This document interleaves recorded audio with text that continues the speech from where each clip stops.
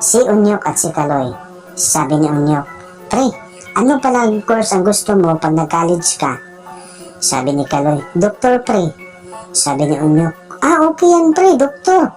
Para makagamot ka na may sakit." Sabi ni Kaloy, "Hindi, pre." Sabi ni Unyok, Para makatulong ba sa kapwa?" Sabi ni Kaloy, "Hindi rin, pre."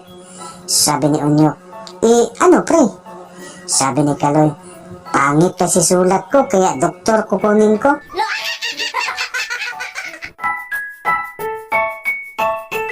Si Kintoy bumalik sa doktor. Sabi ni Kintoy, "Good morning, Doc. Ako po yung pasyente niyo, 2 years na po ang nakalipas." Sabi ng doktor, "O iho, ano ang maipaglilingkod ko sa iyo?" Sabi ni Kintoy, "Tatanungin ko lang po sana kayo kung pwede na po ba ako maligo?" Si Jimboy at ang doktor. Sabi ni Jimboy, "Dok, may problema ako." Sabi ng doktor, "Ano yung iho?" Sabi ni Jimboy, "Dumudumi po ako tuwing 8:00 ng umaga." Sabi ng doktor, "Ano problema dun, iho?" Sabi ni Jimboy, 9:00 ng umaga na po kasi ako gumigising eh." Sa loob ng korte, sabi ng attorney, "Who stabbed you?" Sabi ni Unyok, "Your Honor, pwede bang Tagalog po yung tanong kasi hindi ko po maintindihan? Please lang po."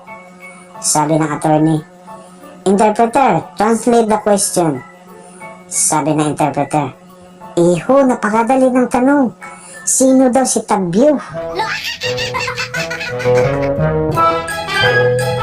Sa loob ng classroom, sabi ng teacher, "Bogart, ano ang past tense ng laba?" Sabi ni Bogart, "Naglaba po, ma'am." Sabi ng teacher, "Very good." "Mitoy, ano naman ang present tense ng laba?"